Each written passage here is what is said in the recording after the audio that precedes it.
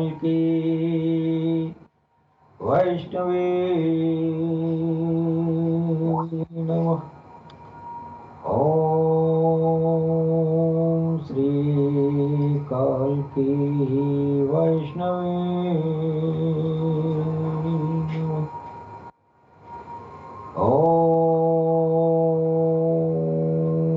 श्री काल की वैष्णवे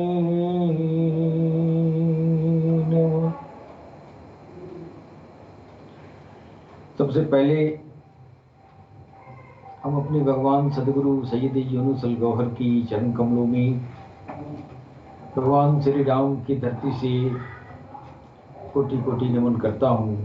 तत्पश्चात हमारे जितने भी प्रेमी भाई बहन हैं जो पूरी दुनिया में प्यार का संदेश दे रहे हैं, उन सबको मैं सर नवाकर प्रणाम करता हूँ। दोस्तों, आज के दौर में भगवान काल की अवतार राघव शाही जी महाराज का आगमन का पहला दौर गुजर चुका है और भगवान काल की अवतार का दूसरा दौर बहुत जल्द ही आने वाला है। भगवान काल की अवतार के संबंध में आज दुनिया जो है जो अटकलें लगा रही हैं, लोग तरह तरह की बातें कर रहे हैं, शनाख्त कर रहे हैं, लेकिन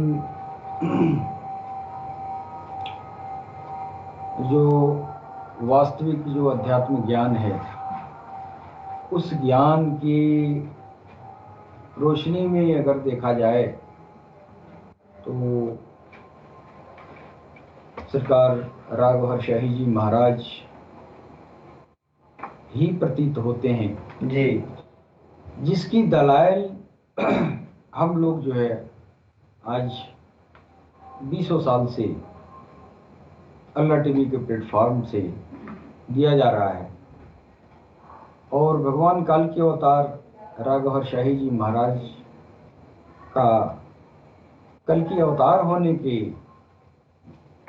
मेहदी इमाम होने के, उदखिल समाबीन होने के, इस दौर सरोस होने के, मैत्रेय और तीर्थंकर होने की अगर किसी को दलील चाहिए तो हमारे अल्लाह टीवी प्लेटफॉर्म से हर आम खास को कोई भी हो निसंकोच ये जो है भगवान काल की अवतार का ग्रंथों, किताबों, पुराणों, हदीसों की रोशनी में हमारे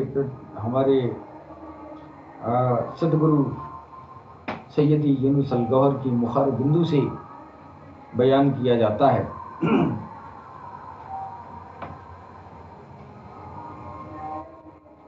दोस्तों, ये भगवान काल की अवतार का जो पहचान है, वास्तव में ये पहचान उसी को संभव है जो अध्यात्म ज्ञान हासिल कर रहा हो या कर चुका हो।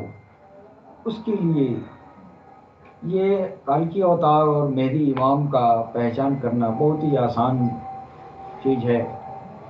लेकिन अगर किसी के पास वो रूहानी इल्म, वो रूहानी जो आध्यात्मिक जो ज्ञान है, अगर उसका अभाव है, अगर है भी तो अगर सच्चा ज्ञान नहीं है तो भी वो जो है भगवान काल की अवतार को नहीं पहचान पाएगा। और जो लोग जो है भगवान काल की अवतार और मेहदी इमाम की जो ख्यालात बना के बैठे हुए हैं, वो काल की अवतार जो घोड़े पे सवार होंगे और ये तलवार लेके और इस कलयुग के दौर में जो है दुष्टों का नाश करेंगे, तो ये ऐसे काल की अवतार को जमीन पर आना वो तो कभी नहीं आएंगे। इसलिए कि कलयुग में गोली बारूद के जमाने में आके और काल की अवतार तलवार चलाएंगे, ये अवतार किस बात के होंगे? लोगों का ये तस्वर है, ये ख्याल है, कल के अवतार आएंगे और घोड़े पर, सफेद घोड़े पर चढ़ेंगे और एक तरफ से पूरब से पश्चिम जो है निकलेंगे तलवार लेकर, सबको काटते हुए निकल जाएंगे। तो ये लोगों का जो ख्याल है, इस ख्याल वाले तो कल की कभी नहीं आएंगे।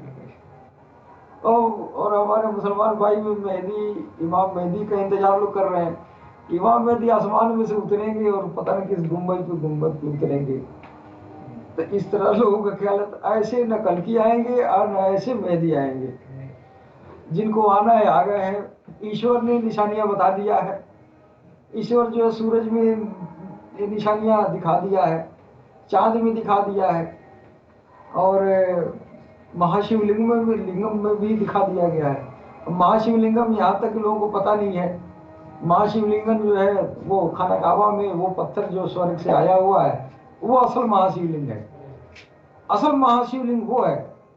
वहां पे जो असल महाशिवलिंग है, वहां पे सरकार गौर शाही की छवि आ गई। और इस आधुनिक वैज्ञानिक जमाने में टेक्नोलॉजी का जब डेवलपमेंट हुआ है, तब जाके जो है ये बातें साफ हुई हैं। आज 2000 साल पहले या 4000 साल पहले अगर वो वहाँ शिवलिंगम था, तो फिर उसमें कौन सा यंत्र था देखने के लिए? आपको तो बस ये चर्म चक्षु मौजूद थे, उससे तो इंसान नहीं देख पाएगा। चांद वाली जो छवि है, चांद वाली छवि तो दुनिया देखती आ रही है, लेकिन जो छवि उसमें मौजूद है, वो छवि वाला आएगा तब तो कोई पहचानेगा। बेशक, है कि नहीं? अब इस दौर में वो आया है तो वो चांद की छवि दिखाई दे रही है। तो चांद वाली छवि सरकार गौर शाही भगवान कल्कि अवतार का चेहरा तो खूब साफ नग्न आंखों से देख सकते हैं। लेकिन हजरे अस्वद जो महाशिवलिंगम में और जो सूरज में तस्वीर है, मॉन्स्टर स्टार में है, जो सूरज से बहुत बड़ा वो ग्रह है, बहुत बड़ा ग्रह है, सूरज से कई गुना बड़ा है, वहां पर भी सरकार गौर शाही की छवि मुबारक मौजूद है। और नेबुला स्टार पर भी है। उसका दस्तावेज जो है वो जो है नासा वालों के जरिए जो है मिला है, जो हमारे मिशन के तमाम लोगों के पास वो मौजूद है। सरकार का जो वो ईश्वर धर्म नामक जो ग्रंथ लिखा है, उसमें सारी तस्वीरें नासा की, सारी प्रूविंग सर्टिफिकेट, वो सारी चीजें जो है सारे दस्तावेज मौजूद हैं। तो सूरज में सरकार गौर शाही की छवि का देखना इस वैज्ञानिक युग में संभव हुआ है। इसके पहले तो संभव नहीं था। क्यों नहीं संभव था? विज्ञान डेवलप नहीं था। विज्ञान डेवलप नहीं था तो विज्ञान डेवलप नहीं था तो कल की अवतार की जरूरत भी नहीं थी। क्यों नहीं जरूरत थी? तो इतनी नास्तिकता पहले थी नहीं, इतना गुनाह पहले होता नहीं था। अब पहले जमाने में तो गुनाह तो बहुत बड़ी बात होती थी। अब आमतौर से गुनाहों का ये जो है अंबार लगा हुआ है, जिधर जाइए उधर गुनाह ही गुनाह। आप चाहकर भी गुनाहों से वंचित नहीं है। तो कल की अवतार महा अवतार है ना, जो महा अवतार जब आएगा दुनिया में तो महा काम भी करेगा ना। कल की अवतार महा वो अवतार है, और ऐसा अवतार आज तक हुआ नहीं। अंतिम और सबसे उच्च कोटि का, सबसे ताकतवर अवतारों में सबसे श्रेष्ठ अवतार कल की अवतार होगा जी। तो कल की अवतार ये नहीं कि आज ही आए हैं। काल की अवतार अगर वो सर्वशक्तिमान है वो जात, तो फिर आज ही क्यों आई? वो तो पहले से भी है, पहले से है, पहले से आपको फलीभूत कर रही है। आपको मालूम आज हुआ है कि नहीं? जब आप जो है गुनाहों में एकदम चूर हो गए हैं, जब हम एकदम मजबूर हो गए हैं गुनाह करना ही करना है, चाहे साधु हो चाहे सादा हो, जो भी हो, दोनों एक ही रास्ते में जब आ गए ना, चोर और साहू दोनों चोर, साहू भी चोर, चोर भी चोर। अब ये दौर है, इसको इसी को कलयुग कहते हैं। और इस चोर और साहू को जो दोनों चोर हो गए, अब इसको साफ करने के लिए, सुधार करने के लिए अब तो सारे अवतार आके घूम गए, चले गए, सुधार नहीं हुआ। और इंसानियत यहाँ आके खड़ी हो गई कि अब जो है चोर साधु सब बराबर है। तो इसलिए इस दौर में काल की अवतार का आना हुआ है। अब वो काल की अवतार जिस तरह इंसानियत को सुधारेंगे, वो तरीका भी पुराने जमाने से जुदा होगा ना। वैसा इसलिए कि पुराने जमाने के तौर पर जैसे कृष्ण अवतार, राम अवतार हुआ, चाहे मोहम्मद रसूलुल्लाह आए थे, या ईसा मसीह, या हजरत मूसा कलीमुल्लाह, हजरत इब्राहिम खलीलुल्लाह, तमाम सारे नबी मुरसलीन 1,24,000 लोग आए थे। वो लोग क्या करने आए थे? इंसानियत सुधारने के लिए। तो वो उस तौर तरीके पर अगर कल की अवतार इंसानियत को सुधारेंगे तो फिर सफल कहाँ होंगे? और फिर उनकी अफजलियत किस बात की, उनकी सबसे सुपर होने की किस बात की, ये जो है किस बात के सुपर होंगे कि जब वही पुराना गाथा गाएंगे? तो पहले जमाने में जो अवतार आए वो इंसान को भक्ति भजन में लगाकर फिर उसकी आत्मा को पवित्र करते थे, फिर आत्मा और परमात्मा से मिलन कराते थे। लेकिन अब कलयुग में अब भजन और भाव करने का तो कोई सोच भी नहीं सकता है। अगर भजन भाव करने भी बैठता है तो बस अब तो किताबों में भी लिख दिया गया है, सुख समृद्धि भोग विलास, ये शर्त है हमारी भगवान के सामने। ये दे दो तब तो तुम्हारा कुछ न कुछ भगवान भजन कर देंगे। ये सब नहीं करोगे तो अपना दर्शन अपने पास रख, किसी को जरूरत नहीं है। भगवान के लिए तो कोई पूजा ही नहीं कर रहा है कि नहीं? हालांकि भगवान की पूजा करेंगे और ये बात नहीं भी कहेंगे कि हे प्रभु हमको बीमारी है, हमको सेहतयाब कर दें, हम गरीब हैं, हमको दौलतमंद बना दें, हम लाचार हैं, हमको मजबूत बना दें।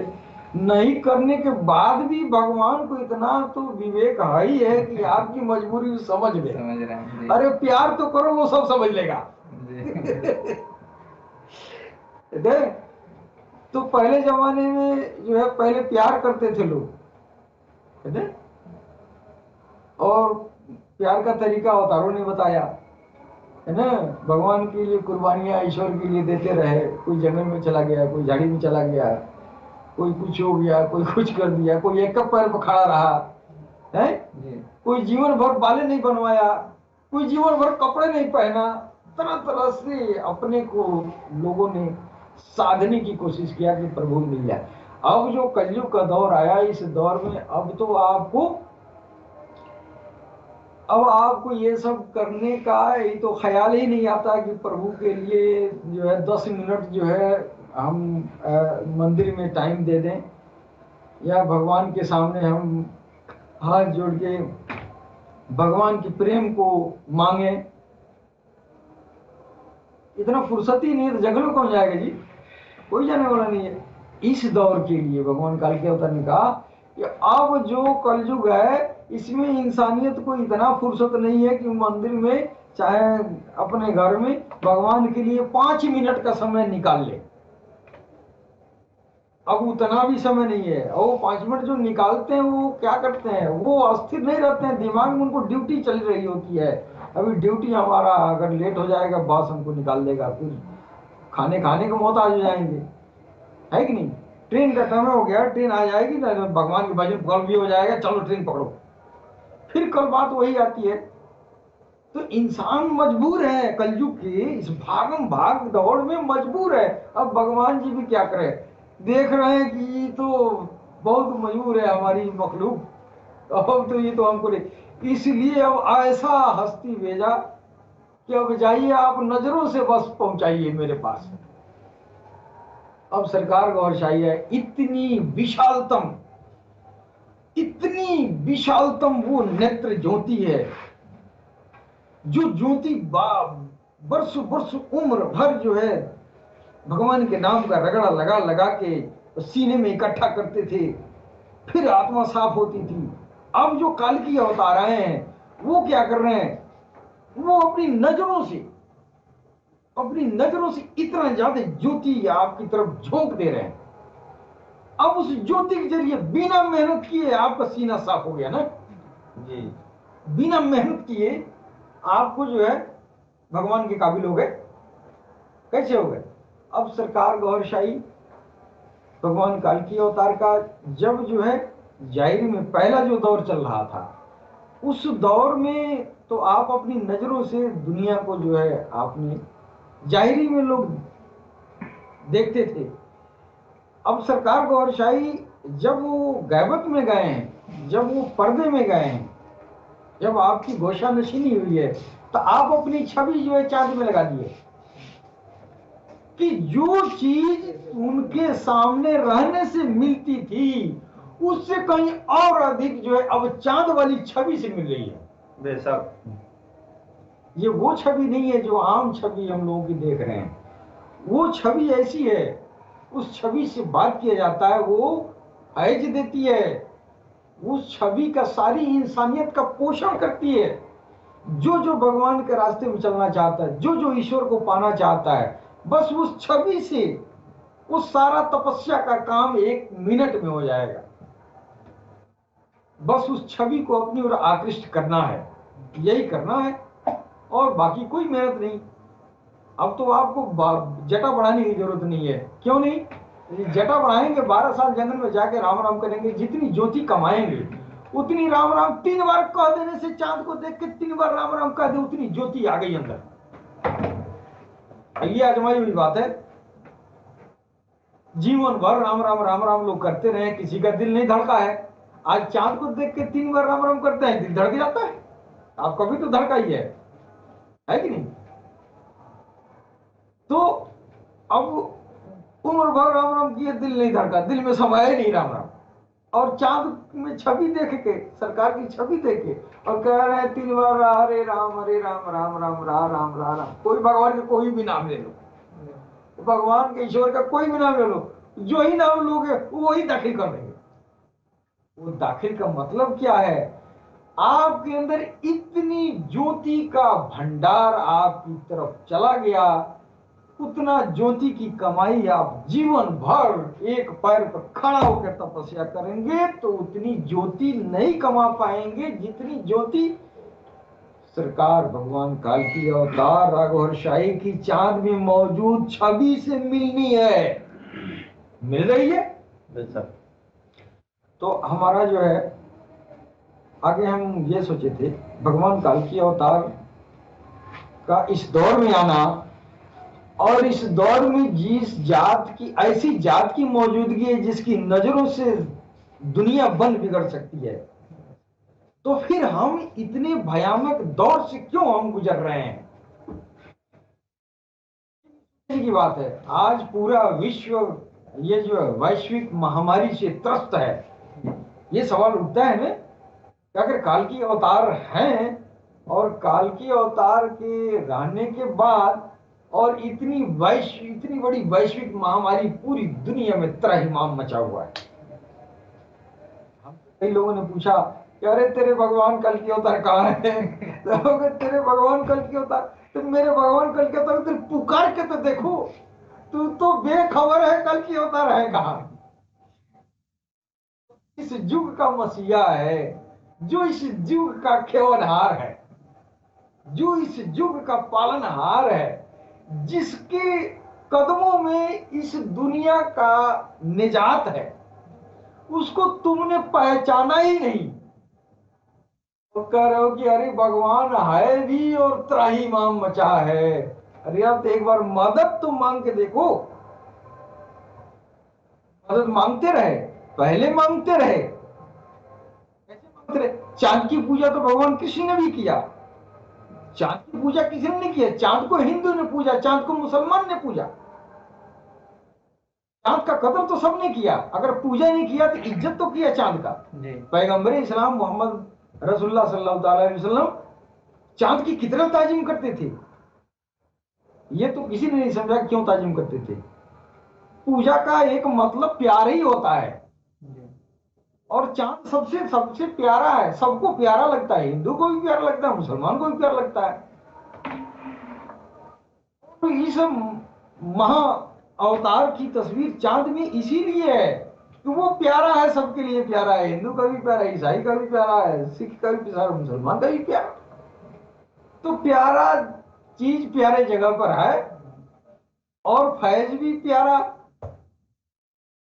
पहचान नहीं है और कहें कि आप मांग के तो देखें। अच्छा ठीक है, मान लीजिए कि आप कहेंगे कि ये क्या कह रहे हैं कि आप मांग के देखें, भगवान काल की अवतार से मांग के देखें, एक वैश्विक महामारी जो दौर चली है, मान लीजिए कि इसमें आप कहेंगे कि ये तो बवाल फैला रहा है। ठीक है, दुनिया में सबसे बड़ा मंगन भगवान के नाम का दिल में दाखिल हो जाना, ये दुनिया में सबसे बड़ा मंगन है। माने इससे बड़ा मंगन कुछ भी नहीं है कि भगवान ईश्वर राम या अल्लाह या गॉड आपके दिल में समा जाए सबूतों के साथ। इससे बड़ा मंगन क्या है? जब ये मिल सकता है तो यार महामारी को दूर करने का मंगन नहीं मिल सकता है? क्यों भाई साहब जी। इतना बड़ा मंगन मिल से जिससे मांगने पर, जिसके आगे हाथ, चांद वाली छवि के आगे हाथ पसारने पर दुनिया का तो पतिए छोड़िए, भगवान मिल जाता है, रब मिल जाता है। यार इंसानियत क्यों त्रस्त हो रही है? तो हाथ फैला के मांग के दे देखो, भगवान मिल जाएगा तो तुमको अदना सा ये जो है ये महामारी से निजात नहीं मिलेगी? मिलेगी, जरूर मिलेगी, एकदम मिलेगा। क्यों मिलेगा? इसलिए जो भगवान दे सकता है वो अदना सा काम क्यों नहीं कर सकता है? तो हम तो सिर्फ चिल्ला रहे हैं, पहचान तो नहीं रहे। एक बार मांग के देखते तो कितना मजा आता। एक बार सारी इंसानियत एक बार समझ जाती कि अरे वो तो चांद वाला सबका है, उसमें तो बखरा है नहीं। अरे कृपा करो महाराजा, और ये बीमारी जो है इस जमीन से इसको ये जो है दूर भगाएं, इंसानियत की रक्षा करें। यहाँ तो आप तो प्रार्थना किससे करेंगे? जो आपकी परंपरा थी चांद की, सूरज की पूजा करने का, हम अपने सनातन धर्म के संस्कृति को हम बता रहे हैं कि चांद से लोगों ने हर तरह की मदद मांगी, सूरज से लोगों ने हर तरह की मदद मांगी, मदद मिलती रही। मैं सबूत दिखा सकता हूं आपको, ये जो है वेदों के और पुराणों की रोशनी में, कि सूरज की उपासना से आपको कितने कितने फायदे होते हैं और इंसानियत कितना सेवित होती आ रही है चांद और सूरज से। में सरकार को हरशाही का छवि मुबारक है। हो सकता है कि वो फैज देने वाला, वो लोगों को वो जो है लाभान्वित करने वाला, जो वैदिक युग से लोग जो है सूर्य से अवतारों ने भी प्रलाभ पाया है। क्या पता, हो सकता है कि यही सूरत गौहरशाही वहां भी फायदे दे रही थी और ये अभी भी फायदे देने के लिए तैयार है। आप मांग कर दे देखें। आप मांगते मांगते उठा गए और छोड़ दिए। क्यों? सूरज क्यों? घर घर में सूरज को अर्घ्य दिया जाता था, आज कौन अर्घ्य दे रहा है? घर घर में महामारी जब आती थी तो घर घर में लोग जो है सनातन धर्म के लोग क्या करते थे कि अब ये सुबह नहा धोवा के साफ सुथरा होके और एक फूल जो है लोटे में डाल के एक गिलास पानी लेके और भगवान सूर्य को जो है अर्घ्य देते थे और प्रणाम करते थे। और वो जो है महामारियां इतनी तेज नहीं होती थी। अब बस लोग जो है त्राहिमाम करते थे। और जो होशियार वर्ग के लोग होते थे वो वैदिक रीति रिवाज परंपरा के अनुसार सूर्य से मदद मांगते थे और मदद मिलती थी। इतनी विशालकाय महामारी तो कभी नहीं आई थी जितनी विशालकाय जो है ये कितना विकृत तौर पे जो है महामारी आई है। तो आज भी हमको दवा दर्पण और जो भी जो है जो हिफाजत के जो भी निर्देश हैं उस निर्देशों को पालन करते हुए अपना मेडिकल साइंस से इलाज भी कराते हुए आपको भगवान का नाम लेना ही है, आपको अपने धर्म के अनुसार जीना ही है, तो फिर हम अपने वेदों पुराणों की ओर क्यों नहीं लौटे? हमारे बुजुर्गों ने, हमारे अवतारों ने, हमारे ऋषियों ने जो तौर तरीके अपनाए उसको करने में क्या हर्ज है? आखिर हमको एक लोटा पानी जो है सूर्य को अर्घ देने में क्या हर्ज है? उस एक लोटा पानी के अर्घ देने का आपको जो है पता ही नहीं उसकी महत्ता, इसलिए अब अर्घ देना छोड़ दिए हैं, है कि नहीं? तो सूर्य की पूजा जमाना करते आया है बहुत युगों से हो रही है। वेदों में उसका जिक्र है। वेदों की तरह कई पुराणों में भी सूर्य की उपासना का महत्व है। पुराणों में सोने के वर्ण के सूर्य देव को 7 हरे घोड़े से संयुक्त एक पहिए वाले सुवर्ण रथ पर विराजमान बताया गया है। हमारे पुराणों में ये जो सूर्य देवता का स्वरूप के बारे में आज तो वैज्ञानिक युग में हम पता लगा लिए हैं कि वो जो है खगोल शास्त्रियों के द्वारा जो छवि आई है, वो छवि जो मौजूदा वो हस्ती से मिल रही है। तो हमको तो अंदाजा मिल गया कि सूर्य देवता तो चलता फिरता यही है। लेकिन जिस दौर में सूर्य देवता को देखना मुमकिन नहीं था, सूर्य के अंदर झांकने का आपके अंदर वो ताकत, यानी वैज्ञानिक युग नहीं था, उस समय जो है हमारे पुराणों में लिखा है कि उस समय जो सूर्य का जो आकृति बनाई गई थी वो ये कि एकदम सोने के रंग के हैं, सोने के रंग के हैं, और वो जो है हरे सात हरे हरे घोड़ों पर सवार हैं, एक पहिया वाला रथ है और वो रथ भी सोने का है, उस पर जो है विराजमान है और समस्त लोगों का सैर तैर करते रहते। ये लोगों ने माना है। अच्छा ठीक है, आपने हमारे किताबों में यह बात लिखी गई है और क्या पता किसने देखा है, देखा होगा तभी तो लिखा है। लेकिन आज कोई ऐसा इंसान नहीं दिखाई देता जो सोने का हो और सोने के रथ पर चलता हो। ये मुमकिन नहीं है ना। हरे रंग के घोड़े ये मुमकिन नहीं है। लेकिन ये मुमकिन है ना कि हमारे आपकी तरह जिसामत वाला इंसान दिखाई दे और इंसान का चेहरा जो है उस सूरज की वो दहकता हुआ गोले के अंदर वो छवि बरामद हो रही है। तो साबित होता है कि उधर से भी जब जमीन पर नहीं आया था वो छवि, तो भी वो छवि वहां से फैल दे रहा था। आज जमीन पर आ गया थे, यहां भी फैल दे रहा, वहां भी दे रहा है कि नहीं। तो हमारी संस्कृति में सूर्य देव की उपासना का बड़ा महत्व है और आज भी जो है अपने अपने रीति रिवाज के अनुसार सूर्य देव से यह जो है फलाफल लोग पाए हैं। कैसे पाए हैं और भी आगे हम बताने का प्रयास करेंगे। सूर्य देव की कृपा प्राप्ति के लिए सूर्य की उपासना के कई प्रकार बतलाए गए हैं, जिनमें अनादि से शुद्ध होकर तांबे के पात्र में लाल फूल से युक्त जल सूर्य को चढ़ाना, जिससे सूर्य को अर्घ्य देना कहते हैं। हर दिन सूर्य की उपासना करने से मनुष्य सभी रोगों से मुक्त होकर मन चाहे भोगों का भोग करते हुए परम गति को प्राप्त होता है। ये हमारी जो है पुराणों की बात है, हमारी पौराणिक कथाओं में है कि सूर्य की पूजा करने का एक तरीका है। कोई झंझट नहीं, कोई टेंशन नहीं, आपको जो है बस 2-4 मिनट का समय निकालिए। रोज नहाना तो भाई है, एक गिलास पानी निकाले, एक लोटा पानी निकाले, परंपरागत रीति रिवाज से उसमें एक लाल रंग का फूल डाल दें, है कि नहीं। और जो है भगवान सूर्य भगवान के सामने जो है वो एक जल पानी एक एक पात्र तांबे का पात्र होता है, सबसे उपयुक्त है जल अर्पण करने के लिए। तो एक तांबे का पात्र में आप जल अर्पित कर दें और फिर आप जो है जुगों जुगों से वह जो है आपको आरोग्य प्रदान करते आए हैं। अब नहीं करेंगे, अब भी करेंगे। आप मांगते नहीं है, आप भूल गए वैज्ञानिक युग में। मांग के तो देखें कितनी कितनी उसमें सच्चाई है। तो भूल गए हैं तो भगवान भी भूल गया है ना। भाई हम आपकी तरफ देख रहे हैं तो आप मेरी तरफ देख रहे हैं, हम आपकी तरफ नहीं देखेंगे कब तक आप मेरी तरफ देखेंगे। आप कहेंगे क्या मेरी तरफ देख ही नहीं रहा, क्या इसके तरफ देखने जाए। तो वही हाल आज सूर्य देवता को लोग जो है महत्ता नहीं समझ रहे हैं, जबकि सबसे महात्मय देवता सूर्य देवता है हमारे सनातन संस्कृति में।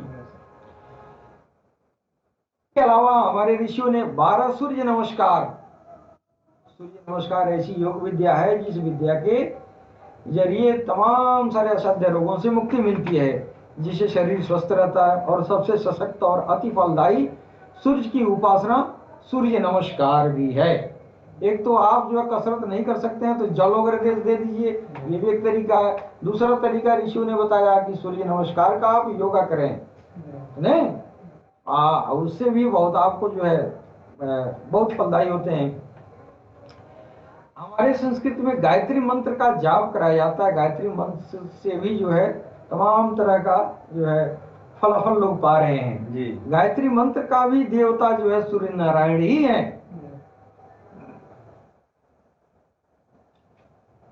गायत्री मंत्र जब से दीर्घायु, प्राण शक्ति, आरोग्य, यश कीर्ति, विपुल धन प्राप्ति, आत्मबल की प्राप्ति, भूत बाधा से शांति, बुद्धि की वृद्धि, पापों का नाश होता है। गायत्री मंत्र से होता है। दरअसल गायत्री मंत्र क्या है?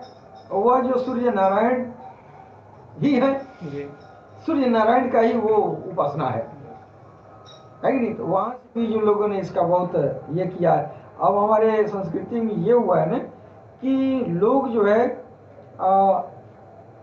जो फैज है, जो प्रलाभ है, प्रलाभ के कई तरह का प्रलाभ होता है। एक वो आध्यात्मिक प्रलाभ है जिस प्रलाभ के जरिए आपके अंदर ज्योति बनेगी, ज्योति के जरिए आपकी आत्मा जागृत होगी और भगवान के भगवत दर्शन तक आप जाएंगे। एक तो ये प्रलाभ हो गया, आपकी इंद्रियां खिल जाएं, आपकी इंद्रियां जागृत हो जाएं। दूसरा प्रलाभ ये दुनिया का, दुनियादारी का संसारिक प्रलाभ है।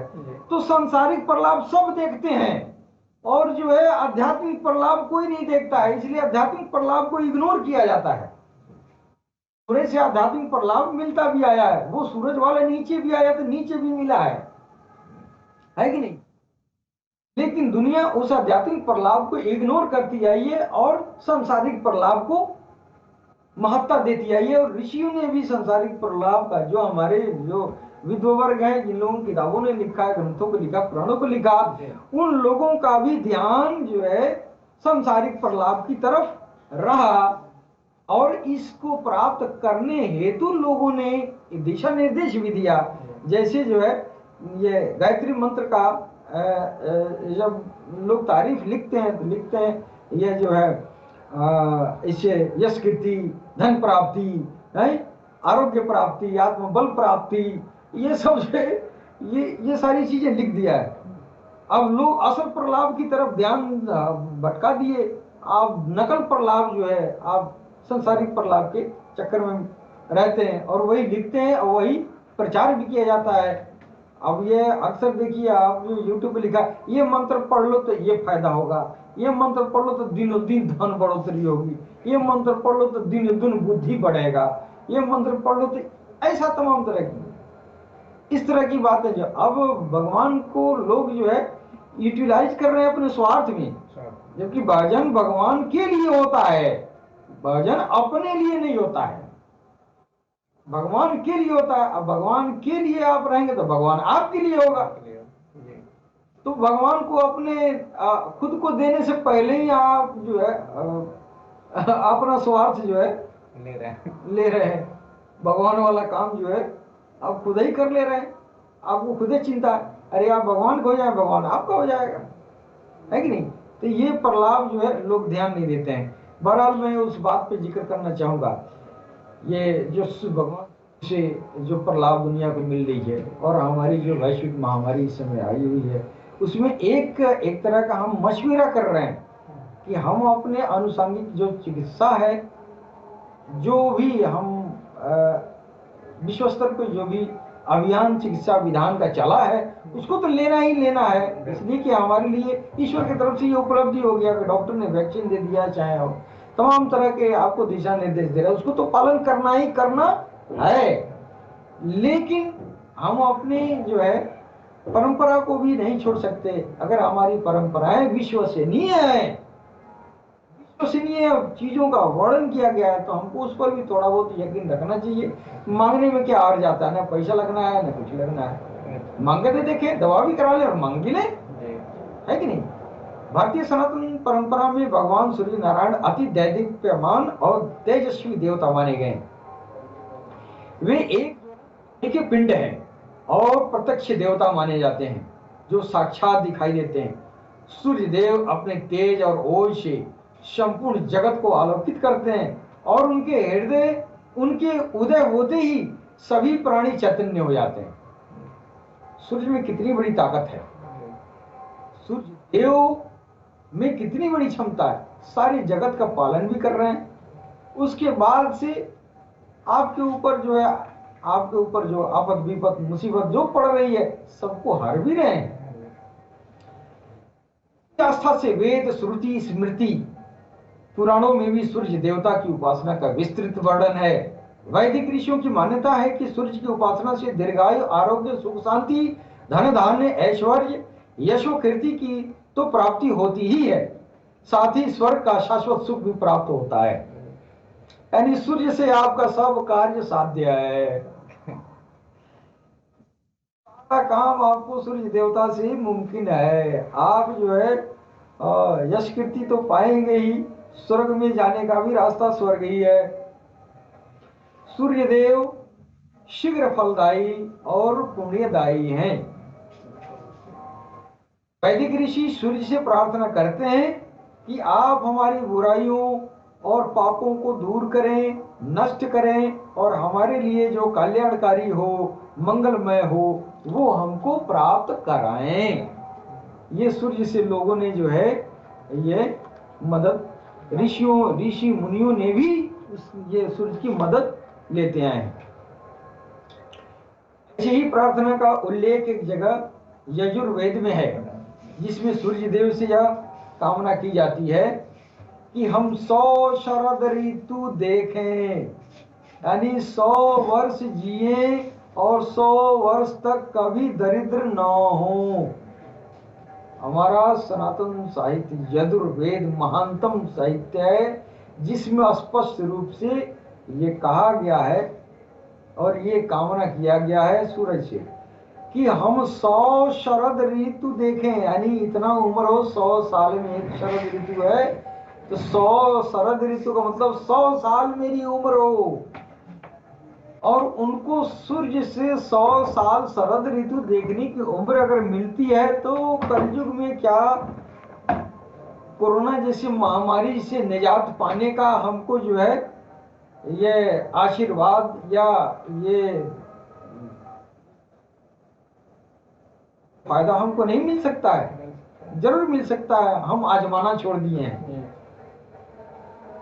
100 वर्ष जिए और 100 वर्ष तक कभी दरिद्र न हो, ये तो हमारे संस्कृत का ये तो विधान है। ऋषियों ने, साधुओं ने, महात्माओं ने बहुत चतुराई किया है, भगवान के भजन कर लिए, उसके बाद से देखो दान दौलत यश कीर्ति और जो है ये क्या क्या स्वास्थ्य सेहत सब कुछ सबका लाइन में लगाए रखे हैं भगवान से कि देखना सब भजन भाव कर रहे हैं लेकिन हमारी लंबी उम्र कर देना दौलत निर्धन मत बनाना तो ये तो ऋषियों का ये गुण कहिए, चाहे अवगुण तो नहीं कर सकते हैं जो भी हो, लेकिन ये आध्यात्मिक प्रलाभ नहीं है, ये सांसारिक प्रलाभ है।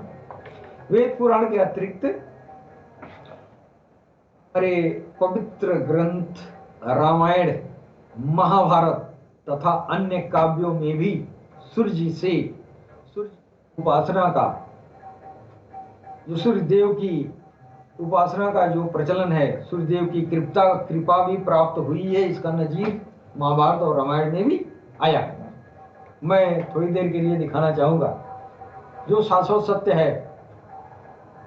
जैसे सूरज सत्य है, चांद सत्य है, उसी तरह वेद और महाभारत और रामायण भी सत्य है। इस सत्य के में सत्य जो बात लिखी गई उस सत्य को कहा जा रहा है सनातन सत्य है। सत्य सनातन, सनातन का मतलब होता है सत्य, शाश्वत सत्य। तो धर्म भी सत्य है। अब मेरा मतलब ये नहीं है खाली सनातन सत्य है, सत्य तो और भी है, लेकिन हम जिस सत्यता को सबसे पहले से जानते हैं वो सनातन सत्य है। सनातन सत्य का मतलब ये हुआ कि ये शाश्वत सत्य, जैसे सूरज और चांद सत्य हैं, उसी तरह सनातन धर्म सत्य है, और सनातन धर्म में जो किताबें लिखी गई हैं वो भी शाश्वत सत्य है। जैसे रामायण सत्य शाश्वत सत्य है, महाभारत शाश्वत सत्य है, और रामायण में जो बात लिखी गई है महाभारत में लिखी गई है वो भी तो शाश्वत सत्य होगा। तो उस शाश्वत सत्य को मैं बयान कर रहा हूं, और वो सूर्य से संबंध है। जब युद्ध क्षेत्र में रावण से युद्ध करते समय भगवान राम थक चुके थे, फिर भी वे रावण का वध नहीं कर पाए। तब अगस्त्य ऋषि ने राम को यह ज्ञान दिया कि आप 3 बार आदित्य हृदय स्रोत का पाठ करें, यानी आप 3 बार भगवान सूर्य देवता का आप जो है स्रोत मंत्र, यानी उनसे आप प्रार्थना करें, हे भगवान सूर्य देवता आप मेरी मदद करें। पुरुषोत्तम राम को मदद कर रहे हैं, ये गलत बात नहीं है, ये तो किताब में लिखा है। सूर्य से पुरुषोत्तम श्री राम वो जो है मदद मांग रहे हैं, और मदद मांगने के लिए कौन कर रहा है? महातपस्वी महर्षि अगस्त्य ऋषि ने ये सलाह दे रहे हैं, हे प्रभु आप मदद मांगे, आप जो है रावण का तभी वध कर पाएंगे जब सूर्य देव का आशीर्वाद आपको प्राप्त होगा, तब दुनिया से जुल्म को मिटा सकते हैं। तो सूर्य देवता, हाँ, तो अब उसके बाद से आप 3 बार आदित्य हृदय स्रोत का पाठ आपने किया, सूर्यदेव के स्रोत का पाठ करते ही राम ने, भगवान श्री राम ने रावण का वध कर तत्काल वध कर दिया। तो फलीभूत कहां से हो रहा है? सूर्य से हो रहा है। काल की अवतार राघव शाही जी महाराज की छवि आज नजर आ रही है। हम जमीन पर देख रहे हैं तो सूर्य की महत्ता घटा देंगे? नहीं, सूर्य की महत्ता तभी भी थी, अभी भी है। छवि आ जाने से क्या महत्ता घटेगी जी? छवि आ जाने से राज खुलेगा। राज खुल गया कि यार यही तो जाता है, वहां थी, अभी भी दे रही है, तभी भी दे रही थी, अब कब देती रहेगी। इसी तरह महाभारत के में उल्लेख है कि कुंती को दुर्वासा ऋषि से वशीकरण मंत्र प्राप्त हुआ। कुंती ने इस मंत्र की परीक्षा लेने के लिए सूर्य का आह्वान किया, तभी सूर्य देव प्रकट हो गए और कुंती की उपासना से प्रसन्न सूर्य देव ने कुंती को अति वीर योद्धा तेजस्वी पुत्र का वरदान दिया, और साथ ही उस पुत्र को अभेद्य कवच कुंडल भी दिए। भारत में मदद कहां से मिल रही है? सूर्य से मिल रही है। शाश्वत सत्य है, इसमें गलत बात नहीं है। सूर्य देव की कृपा से कुंती को कर्ण जैसा वीर पुत्र प्राप्त हुआ। कर्ण जैसा वीर पुत्र प्राप्त हुआ। देखिए भाई, असल बात एक चीज मैं बताना चाहता हूं अपने दिल की बात। हमको भी इस बात पर विश्वास नहीं होता, लेकिन जब सरकार गौहर शाही से मेरी जब निस्बत हुई है, जब मैंने ये देखा यार ये तो जमीन पर जो हस्ती विचरण कर रही है, इसके अंदर तो वो क्षमता है कि कुछ भी कर सकती है, कुछ भी कर सकती है, तो भाई यही तो है वो। तब हमको इन शाश्वत सत्य पर हमको यकीन हुआ। नहीं यार, रामायण महाभारत भी सत्य है उतना ही जितना चांद और सूरज सत्य है। इसलिए वो चांद वाला, वो सूरज वाला, जब उसकी छवि जो है, जब हम लोग आध्यात्मिक ज्ञान के जरिए उस हस्ती का, उस महाअवतार का, उस यूनिवर्सल सेवियर की हम लोगों ने अपने बुद्धि से हम लोगों ने आका, अरे यार तो सरकार गौरशाही ऐसी जात है, ये तो सर्वशक्तिमान वो हस्ती अब जमीन पर अवतरित हुई है। तब उनको यकीन हुआ कि वो हमारे साहित्यों में क्यों इतना वर्णन किया गया है। ये चीजें तो महाभारत वालों ने भी जो है ये सूर्य से वो फैज पाया है, सूर्य से मदद मांगी है और मिला भी है। इसी प्रकार जब सभी पांडव वनवास में भूख प्यास से पीड़ित जीवन बिता रहे थे, तभी युधिष्ठिर ने सूर्य देव का 108 नामों का जाप किया। प्रसन्न सूर्य देव ने युधिष्ठिर को ऐसा अच्छा पात्र दिया जिसमें रखा भोजन अनंत प्राणियों को खिलाने से भी समाप्त नहीं होता। हाँ, वो अच्छा पात्र जो है वो पांडवों को सूर्य के द्वारा प्रदान किया गया। तो महाभारत वालों ने महाभारत के दौर में इतनी बड़ी बड़ी हस्तियां जो पांचों पांडवा थे, उन लोगों ने सूर्य से प्रलाभ पाई है। तो इस दौर के हम जैसे गलीज कुत्ते कमीने कोरोना जैसी अदनासी महामारी से हम लोग निजात नहीं पा सकते। भगवान सूर्य के देवता के सूर्य देव के आशीर्वाद से, सूर्य देव के मदद से नहीं पा सकते। हम तो भगवान सूर्य देव से अपनी अर्जी ही नहीं लगाते हैं। हम तो अपने वेदों पुराणों को भूल गए, हम अपनी किताबों से मुड़ चुके हैं, हम पढ़ते नहीं है, वरना हम अनुकरण करते और इतनी भयानक महामारी से हम वंचित रहते। झगड़ा करने के लिए ज्ञान है, तरह तरह का झगड़ालू ज्ञान दुनिया वाले बयान करते हैं, लेकिन प्यार मोहब्बत वाला ज्ञान लोग देने वाले बहुत कम लोग हैं।